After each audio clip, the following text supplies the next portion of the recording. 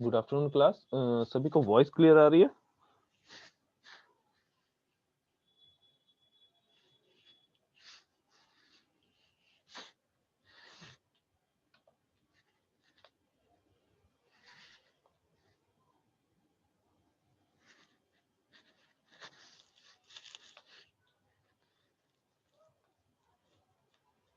बेटा आवाज आ रही है? Yes, sir.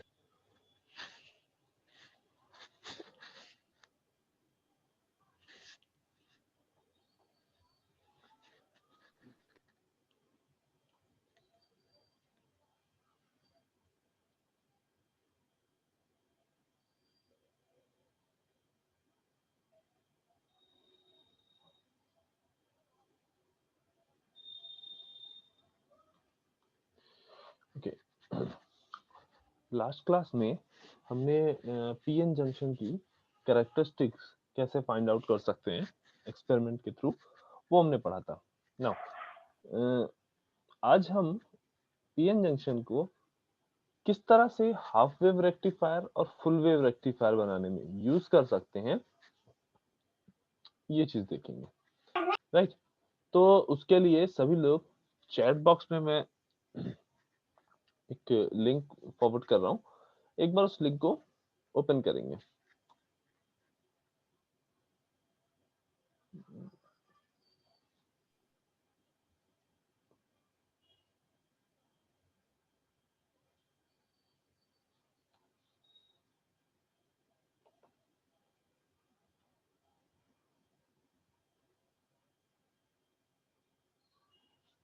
ओके,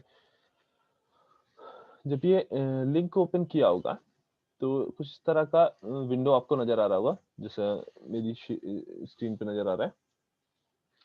ठीक है, वहां पे हाफ वेव रेक्टिफिकेशन, कैसे हम डायोड को हाफ वेव रेक्टिफायर की तरह यूज कर सकते हैं, उसकी कुछ थ्योरी दी हुई है कि एग्जैक्टली रेक्टिफिकेशन क्या होता है, देन हाफ वेव रेक्टिफिकेशन कैसे होता है, देन पॉजिटिव हाफ साइकिल और नेगेटिव हाफ साइकिल में कैसे हाफ वेव रेक्टिफिकेशन होता है। तो फर्स्ट ऑफ ऑल हम लोग इस थ्योरी को थोड़ा सा समझ लेते हैं। Right? इसके लिए देखो, इन जनरल जो रेक्टिफायर हम बोलते हैं कि रेक्टिफायर क्या काम करता है, तो इन जनरल हम क्या कहते हैं कि रेक्टिफायर हमारा एसी करंट को या एसी वोल्टेज को डीसी में कन्वर्ट करता है, अल्टरनेटिंग करंट को डायरेक्ट करंट में चेंज कर देता है। हम हमेशा यही डेफिनेशन देखते हैं। ठीक है, इन जनरल अगर हम अल्टरनेटिंग करंट की बात करें तो अल्टरनेटिंग करंट क्या है, कुछ इस तरह का साइनसॉइडल वेव, कुछ ये साइनसॉइडल वेव। तो हमारा कहना क्या है कि हम रेक्टिफिकेशन का मतलब क्या है, इस साइनसॉइडल वेव को इस तरह की डायरेक्ट करंट, मीनिंग जहां पे कोई फ्लक्चुएशन नहीं है, जहां पे फ्रीक्वेंसी तुम्हारी जीरो है, ऐसी किसी डायरेक्ट करंट में चेंज कर दें, ये रेक्टिफिकेशन है। तो ऐसा नहीं होता है। रेक्टिफिकेशन का मतलब है आप इस साइनसॉइडल वेव को ट्राई तो कर रहे हो इस डीसी करंट में चेंज करने की, बट वो चेंज हो रहा है या तो इस तरह में, इस तरह की कुछ वेव फॉर्म मिलेगी जैसे वेव फॉर्म 1 बनी हुई है, या कुछ ऐसी वेव फॉर्म बनेगी जैसे वेव फॉर्म 2 बनी हुई है। ठीक है, मीनिंग यहाँ पे जो हमें आउटपुट मिलेगा रेक्टिफायर का, उसमें डीसी कंपोनेंट के साथ साथ कुछ एसी कंपोनेंट्स भी होंगे, इसीलिए उनको हम क्या बोलते हैं, पल्सेटिंग डीसी। कौन सी डीसी? Pulsating DC. और इसको परफेक्ट डीसी बनाने के लिए हम फिल्टर यूज करते हैं, फिल्टर लगा के हम इस पल्सेटिंग डीसी को प्योर डीसी में चेंज कर लेते हैं। मीनिंग फिल्टर लगा के हम वो जो एसी कंपोनेंट होते हैं उन एसी कंपोनेंट्स को बाहर निकाल लेते हैं और प्योर डीसी जनरेट कर लेते हैं। रेक्टिफायर जो हमें आउटपुट देता है वो क्या होती है, पल्सेटिंग डीसी। वो पल्सेटिंग डीसी या तो इस फॉर्म में हो सकती है या इस फॉर्म में हो सकती है। ठीक है, यानी इस वेव फॉर्म को भी देखना, एस डब्ल्यू आर और एफ डब्ल्यू आर को मत पढ़ना, केवल इस वेव फॉर्म को देखना। ठीक है, या तो इस फॉर्म में हो सकती है, ठीक, या तो कुछ इस फॉर्म में हो सकती है। अब दोनों फॉर्म्स का मीनिंग क्या है? इन जनरल जो साइनोसॉइडल वेव है तुम्हारी कुछ इस तरह से,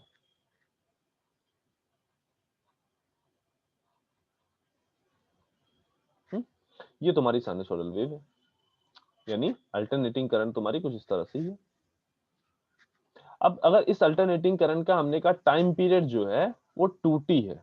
टाइम पीरियड का मतलब एक पूरे साइकिल को कंप्लीट करने में लगा हुआ टाइम, एक पूरे साइकिल को जिसके रिपीटिशन से ये वो फॉर्म बन रही है, उस पूरे साइकिल को कंप्लीट करने में लगा टाइम। ठीक, मीनिंग यहाँ पे देखो, इस पॉइंट से देखो, इस पॉइंट से स्टार्ट किया और इस पॉइंट पे पहुंचे। अगेन फिर देखो, ऐसा लग रहा है कि इसी चीज को, इतने ही पार्ट को बार बार इधर रिपीट किया जा रहा है, इतने ही पार्ट को बार बार इधर रिपीट किया जा रहा है। ठीक, तो ये तुम्हारा क्या है, एक टाइम पीरियड है साइनोसॉइडल वेव का। और उस साइनोसॉइडल में भी दो तरह के डिवीजन है, एक जिसमें जो वेवफॉर्म है वो पॉजिटिव वाई साइड में बनी हुई है, मतलब एक्स एक्सिस से ऊपर बनी हुई है, और या ये कहें कि टाइम लाइन से ऊपर पे बनी हुई है, और दूसरे एक्सिस में टाइम लाइन से या नीचे बनी हुई है। तो ये जो पार्ट है, मीनिंग यहां से लेके ये यहां तक, इस पॉइंट तक, यानी टी टाइम तक, अगर हम टाइम लाइन पे कहें तो टी टाइम से, 0 से टी टाइम तक जो वेव फॉर्म है, ये क्या कहलाती है, पॉजिटिव हाफ साइकिल। क्यों? क्योंकि ये पॉजिटिव वाई में, इसका जो इसका वाई एक्सिस होता है वो पॉजिटिव वाई में रहता है, तो इसको क्या बोलते हैं, पॉजिटिव हाफ साइकिल। और ये जो दूसरा वाला पार्ट है, इसको हम क्या बोलते हैं, नेगेटिव हाफ साइकिल।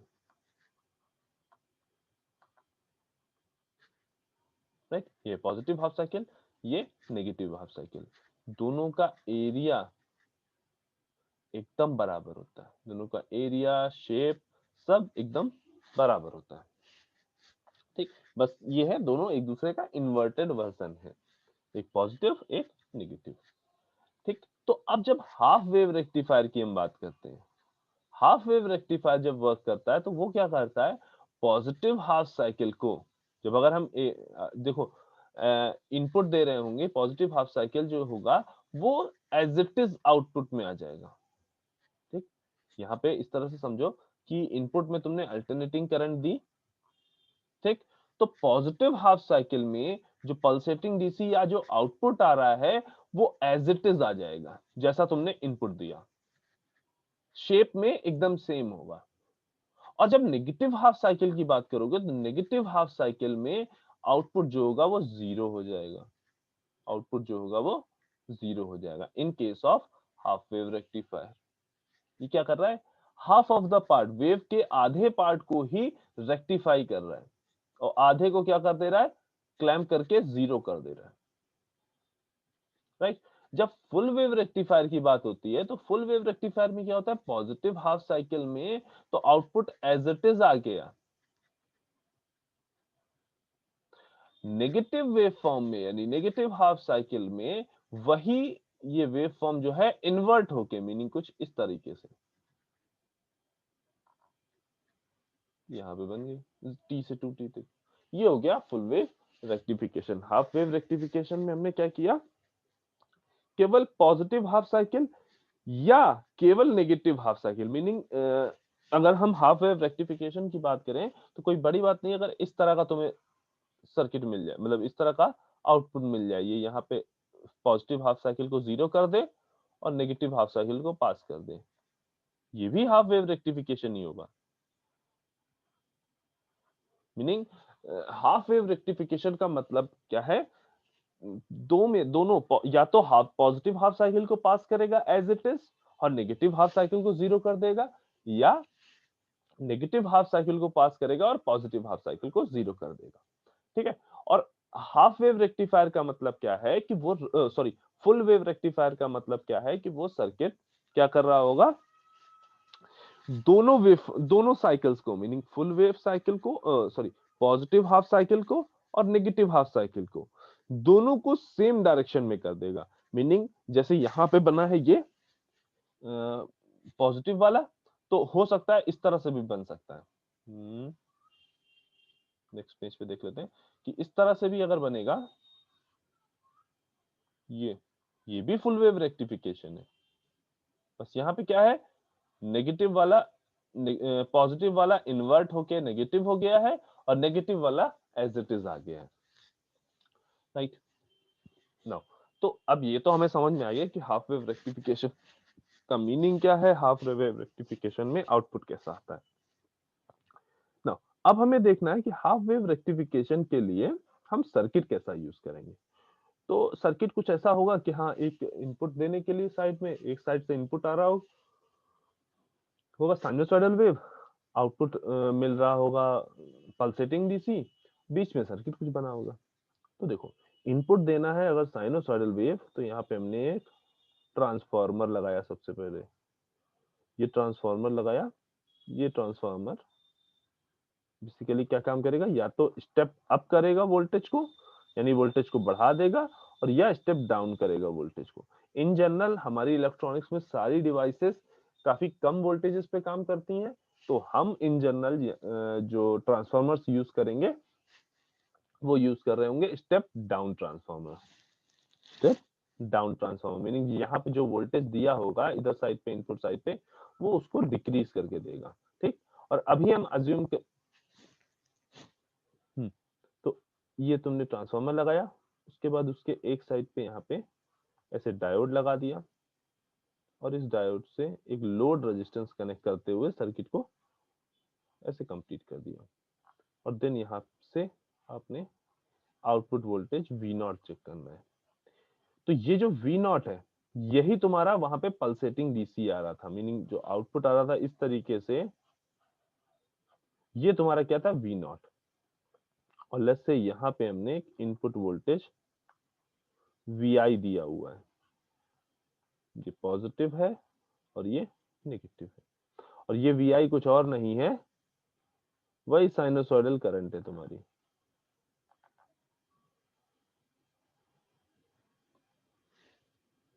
जीरो से टी से टू टी, क्या जीरो टी टू टी। तो in general half wave rectifier अगर हमें देखना हो यूजिंग डायोड, तो वो इस तरह से बनता है, half rectifier wave rectifier using diode. अब देखो ये किस तरह से काम कर रहा है। जब आप पॉजिटिव हाफ साइकिल पे हो, जब आप पॉजिटिव हाफ साइकिल में हो, तो पॉजिटिव हाफ साइकिल में हो, तो यानी इस जो पोलैरिटी हमने सेलेक्ट की है, यानी इधर प्लस और इधर माइनस, ठीक, सेम वैसे ही रहेंगी, ठीक। और यहाँ पे इंड्यूस जो होगा वोल्टेज, उसकी भी पोलैरिटी यहाँ प्लस और यहाँ माइनस नजर आएगी। अब ये डायोड का P है और ये डायोड का N है, तो डायोड का P पॉजिटिव से कनेक्टेड है, N नेगेटिव से कनेक्टेड है, मीनिंग डायोड तुम्हारा फॉरवर्ड बायस है। डायोड यहाँ पे तुम्हारा फॉरवर्ड बायस है, और डायोड जहां फॉरवर्ड बायस हुआ, हम इसको रिप्लेस कर सकते हैं शॉर्ट सर्किट से। हम डायोड को रिप्लेस कर सकते हैं शॉर्ट सर्किट से। Forward bias can be replaced by short circuit. अब जैसे लेट्स से ये VI है, और यहाँ जो आया है, हमने कहा हम ना स्टेप अप करा रहे हैं ना स्टेप डाउन करा रहे हैं, ये भी हमारा VI है। जितना वोल्टेज यहाँ पे था, सेम वोल्टेज यहाँ पे भी इंड्यूस्ड हो गया, ये भी VI है। तो अब ये बताओ, लेट्स से ये RL होता, अगर यहाँ पे करंट I फ्लो हो रही होती, तो अब हमें बताओ इस V नॉट की वैल्यू, यानी आउटपुट वोल्टेज V नॉट की वैल्यू इस पॉजिटिव हाफ साइकिल में 0 से T टाइम के लिए, कैपिटल T टाइम के लिए आउटपुट वोल्टेज की वैल्यू कितनी होगी।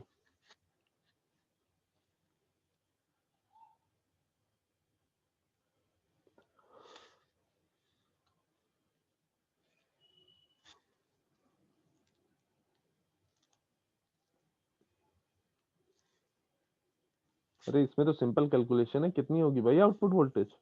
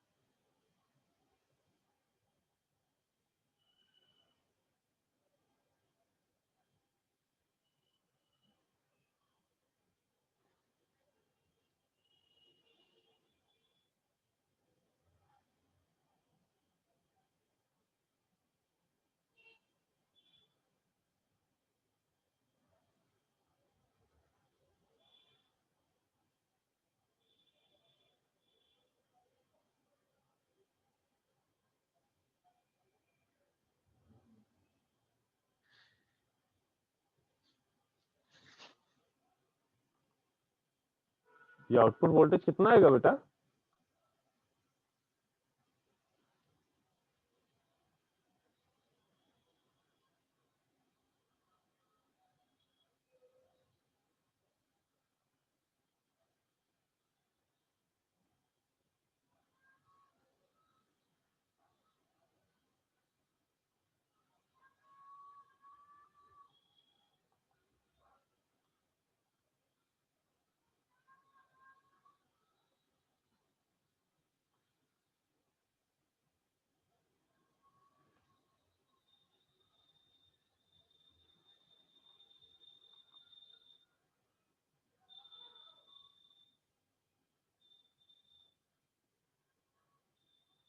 Role number 75, Pratishtha Singh.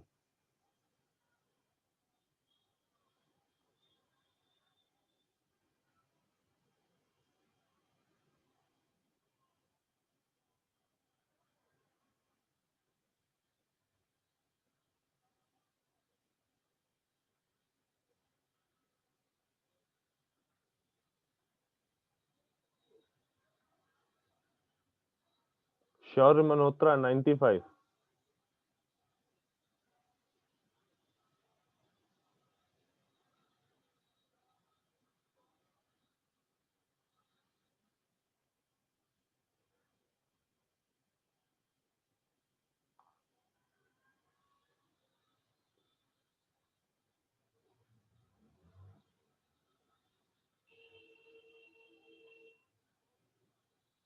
Shivam Tiwari, lateral entry.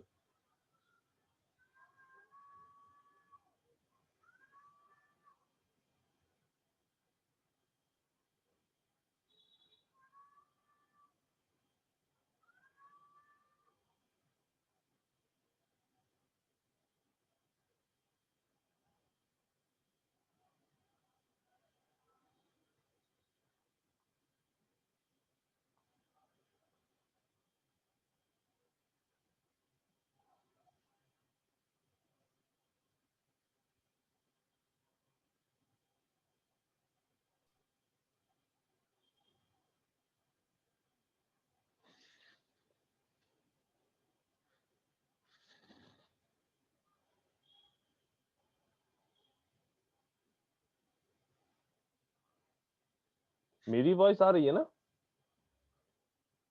Nikhil? Yes sir. Okay.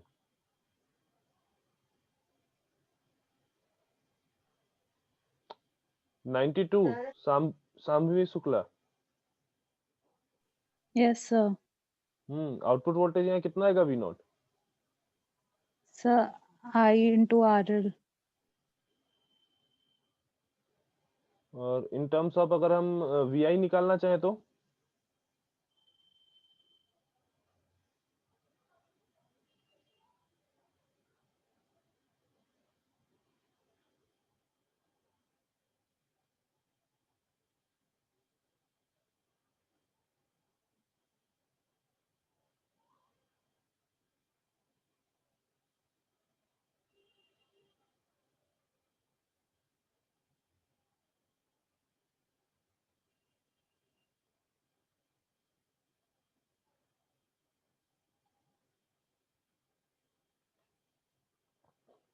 देखो, अगर हम इन टर्म्स ऑफ वी आई निकालने की बात करें तो ये टर्मिनल देखो और ये टर्मिनल देखो, डायरेक्टली शॉर्टेड हो गए।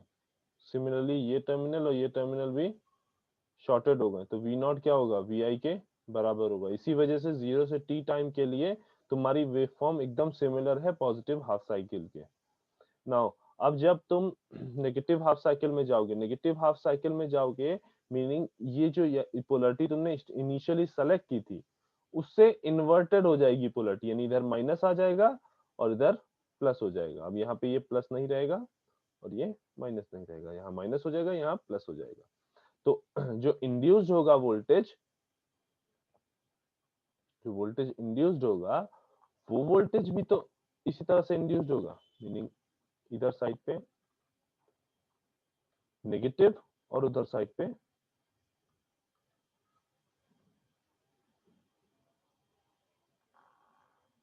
यहाँ साइड पे नेगेटिव और इधर साइड पे पॉजिटिव।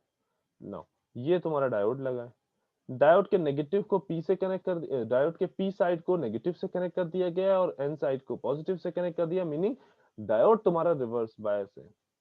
और जब डायोड रिवर्स बायस होता है तो इसको हम क्या करते हैं, ओपन सर्किट से रिप्लेस। हम अज्यूम कर रहे हैं कि ये एक आइडियल डायोड है, और जब ये ओपन सर्किट से रिप्लेस होगा तो क्या होगा, यहाँ पे करंट फ्लो हो जाएगा आई जीरो, कोई भी करंट फ्लो नहीं हो पा रहा है। ठीक, अब जब कोई करंट फ्लो नहीं हो रहा, मीनिंग इस आरएल में भी कोई करंट नहीं आएगा, करंट यहाँ पे भी जीरो। अब किसी रेजिस्टेंस के अक्रॉस अगर करंट जीरो है तो उसके अक्रॉस वोल्टेज ड्रॉप भी जीरो हो जाएगा, उसके अक्रॉस जो वोल्टेज ड्रॉप होगा वो भी 0 वोल्ट हो जाएगा।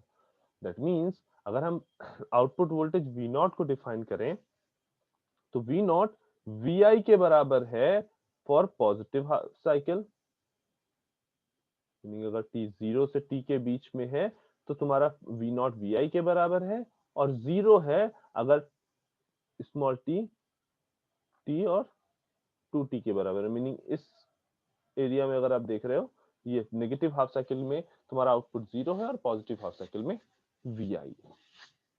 इस तरह से तुम्हारा हाफ वेव रेक्टिफायर परफॉर्म करता है। ठीक, नाउ अब देखते हैं कि किस तरीके से हम इसको सिमुलेट कर सकते हैं, किस तरह से एक्सपेरिमेंटली देख सकते हैं।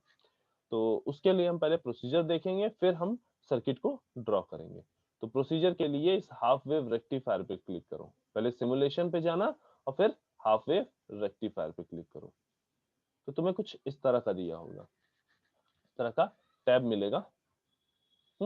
अब यहाँ पे इंस्ट्रक्शंस पे जब अपना कर्सर ले जाओगे तो तुम्हें यहाँ पे इंस्ट्रक्शन दिए होंगे किस तरह से तुम्हें एक्सपेरिमेंट को परफॉर्म करना है। तो पहला क्या है, सेट रेजिस्टेंस आरएल।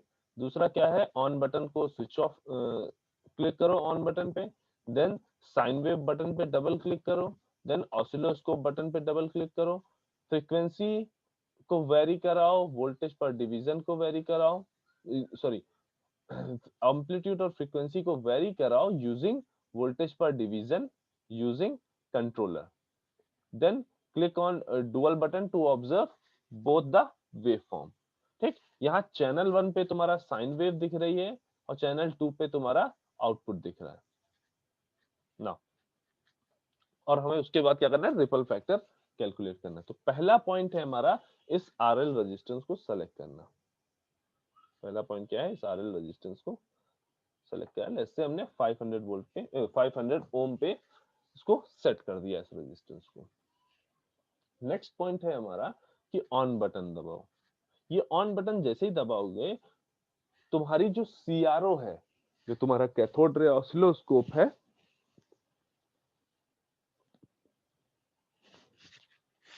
वो तुम्हारा ऑन हो जाएगा। देखो सीआरओ या डीएसओ दोनों ही ऑसिलोस्कोप तुम्हारे यूज होते हैं डिस्प्ले के लिए, मीनिंग जो तुमने इनपुट और आउटपुट दिए रखे हैं वो इनपुट आउटपुट को अगर आपको कहीं डिस्प्ले कराना है तो उसके लिए ये यूज होता है। उसको डिस्प्ले कराने के लिए एक वाई एक्सिस है, एक एक्स एक्सिस है। इन जनरल एक्स एक्सिस पे टाइम लाइन होती है और वाई एक्सिस पे तुम्हारा वोल्टेज होता है। ठीक, और इसको हम यहाँ पे जो हमने यूज किया है 8x10 का यूज किया, मीनिंग एक्स एक्सिस को हमने 10 इक्वल डिवीजन में डिवाइड किया है और वाई एक्सिस को भी हमने 8 इक्वल डिविजन्स में डिवाइड किया है। ठीक, और इस एक डिवीजन को चाहे वो एक्स एक्सिस में हो या वाई एक्सिस में हो, एक डिवीजन को हम बोलते हैं मेजर डिवीजन। और ये जो कंट्रोलर साइड में जो नॉब लगी होती है वोल्ट पर डिवीजन की वाई एक्सिस में, और एक्स एक्सिस में जो ये नॉब लगी होती है टाइम पर डिवीजन की, ये इसी मेजर डिवीजन को ही शो कर रहे होते हैं। देन परफेक्ट रीडिंग के लिए के लिए हम क्या करते हैं, जितने भी मेजर ये डिवीजन है, जो भी बड़े वाला ये डब्बा बना हुआ देख रहे हो, उसको हम 5 माइनर डिवीजन में भी ब्रेक कर लेते हैं ताकि हम जो रीडिंग ले सकें वो और स्पेसिफिक, ज्यादा से ज्यादा स्पेसिफिक ले सकें। राइट, नाउ अब हमें क्या करना है, हमने क्या किया, जैसे अब हमें साइन वेव पे डबल क्लिक करना है। यहाँ साइन वेव क्या है, जो अभी तुमने अपने सर्किट में जो हम थ्योरी देख रहे थे, उस थ्योरी में जो तुमने अभी देखा, तुम्हारा input voltage, sinusoidal input voltage यानी अल्टरनेटिंग करंट, जिसको आपको रेक्टिफायर के थ्रू चेंज करना है, ये वही इनपुट वोल्टेज है। इसको हम यहाँ पे इस तरह से प्रोवाइड कर रहे हैं, और वहां पे हम वाया ट्रांसफार्मर प्रोवाइड करते, अगर हम फिजिकली इसको परफॉर्म कर रहे होते। तो इस पे डबल क्लिक जैसे ही करोगे, यहाँ पे आपको एक वेवफॉर्म दिखना शुरू होगा। ये वेवफॉर्म बेसिकली तुम्हारा इनपुट वेवफॉर्म है। ये सीआरओ पे चैनल 1 के थ्रू हमने इनपुट वेवफॉर्म शो किया है कि क्या हम इनपुट में दे रहे हैं। देन जैसे ही तुम ऑसिलोस्कोप का बटन दबाओगे, तुम्हारा जैसे ही ऑसिलोस्कोप का बटन दबाओगे, यहाँ पे आउटपुट रेक्टिफाइड वेवफॉर्म जो इस आरएल के अक्रॉस आउटपुट मिल रहा था, वी नॉट, जो 0 से t के लिए vi था और t टू 2t के लिए 0 था, वो हमें यहाँ पे दिखने लगे। यहाँ ध्यान से देखो तो 0 से t तक ये vi के बराबर है, सेम है, और देन यहाँ पे 0 है। यहाँ पे हमने सेटिंग कुछ इस तरह से की है कि हमारा डिस्प्ले जो है वो एक टाइम पीरियड को ही शो कर रहा है, दोनों वेवफॉर्म के एक टाइम पीरियड को ही शो कर रहा है। ठीक, जैसे यहाँ पे देखो एक टाइम पीरियड के लिए पॉजिटिव हाफ साइकिल और देन नेगेटिव हाफ साइकिल, यहाँ पर भी एक टाइम पीरियड के लिए। ठीक, अब ये हमने कर लिया, हमने आउटपुट वेवफॉर्म देख ली। देन यहाँ हमारे पास कुछ कैलकुलेशंस हैं। ठीक है, ये हमें बकायदा क्लियर कट बता रहा है कि कितने पीक करंट कितनी आ रही है, उसके इसको यूज करके हम रिपल फैक्टर फाइंड आउट कर लेंगे। तो अभी हम देखते हैं कि रिपल फैक्टर हमें कैसे फाइंड आउट करना है। उससे पहले कुछ सीआरओ के बारे में थोड़ा सा देख लो।